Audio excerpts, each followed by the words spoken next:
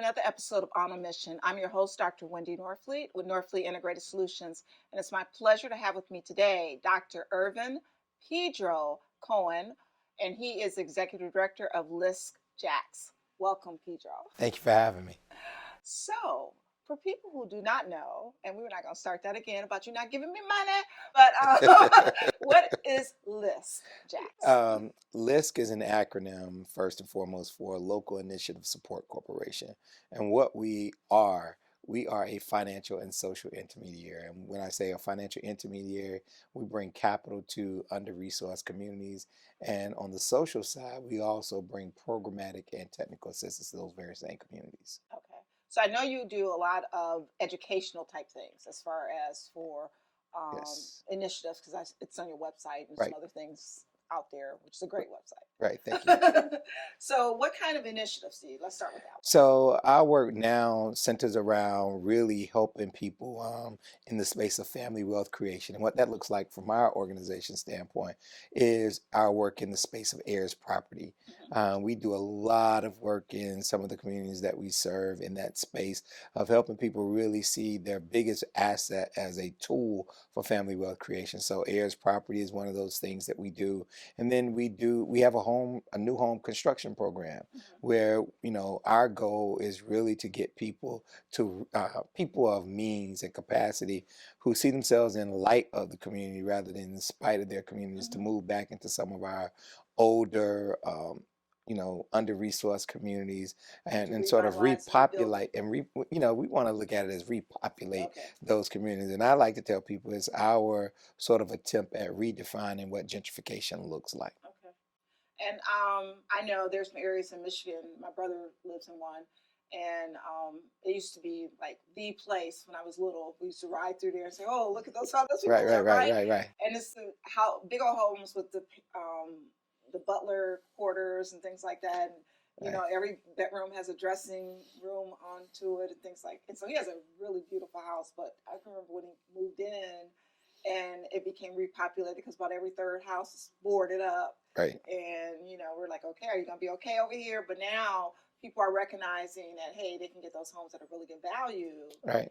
And they're beautiful. You lift up all the ugly carpet, the hardwood floors. They have full finished basements, which we have in Michigan. So we don't have full furnished basements, but you know what I'm talking about. You are describing Durkeeville. You are describing North Riverside. So our challenge is to get people, particularly people of color, to see the value in those communities and repopulate those communities. One of the biggest challenges that I think we've had in our under-resourced communities is not only the economic drain that's went out of the community, but the brain drain that happened in those very same communities. I can remember, and you probably do as well, when there was the doctor who lived next door to the postman, who lived next door to the teacher, so who lived next door. Everybody, right? Yeah, some of everything. And I would venture to say I am who I am today because of those elements.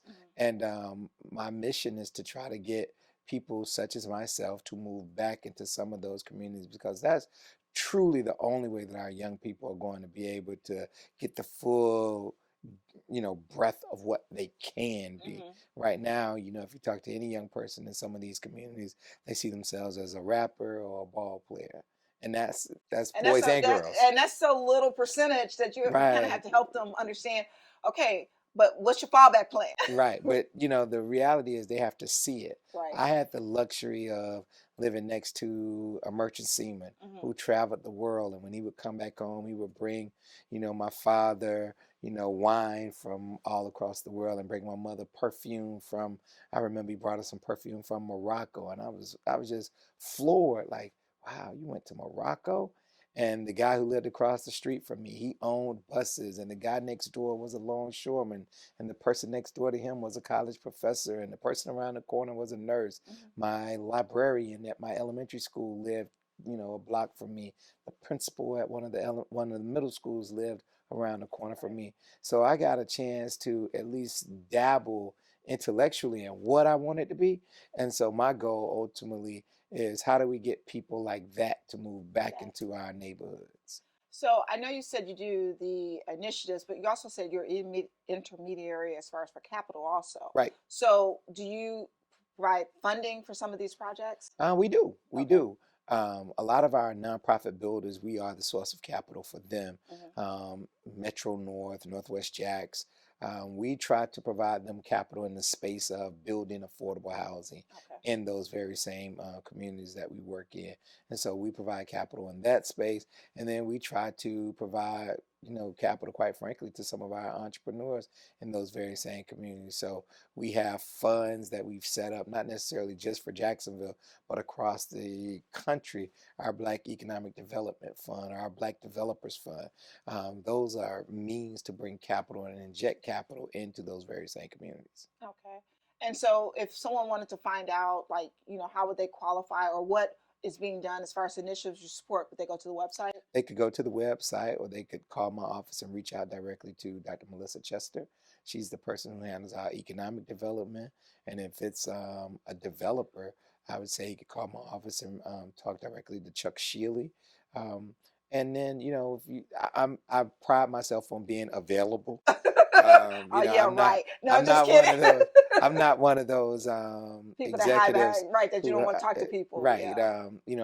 I'm a kid from Jacksonville, and I still frequent the places, of my youth Right. sometimes, and my parents still live in the same neighborhood on the north side, and I'm there on the weekends, and I still hang out with a lot of the people that went to Rains High School with me. So I'm available, and if somebody sees me, I mean, I'm just nothing more than a conversation away around what we can do to serve them.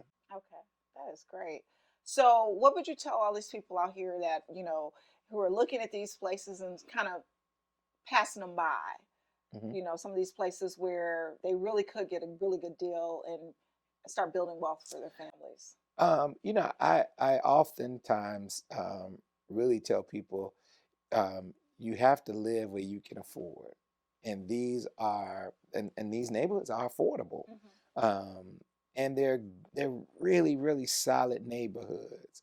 I think oftentimes when we think about crime and we think about violence in our communities, we paint the north side with a broad brush. Anything north of the Main Street Bridge is the north side, but that's not in fact the case. Right. Some of our neighborhoods are quite safe. My mother and father live off of Sutel and Mon Creek, and if you ask me when was the last time that neighborhood had someone literally get killed, yeah, I would probably tell you maybe 1989. But because we hear the areas, we Because say, we hear the okay, they north live in a side, right, they live in we a live in really a bad bad area. area, and so I think we have to do a little more investigation, and find somebody who is committed to understanding what the neighborhood is, before you make a judgment on it, and then again, I think you could get a great deal in some of these neighborhoods. Okay. So where can they find out more information? What's the website? www.lisc.org/Jacksonville. Okay. And telephone number, because you mentioned call. 904-353-1300. Okay. All right. Thank you so much. It's my pleasure. All right. Thank you for having me. Thank you so much for joining us today and learning more about LISC Jacks. And please go to their website for more information. And we'll see you next time on Buzz TV.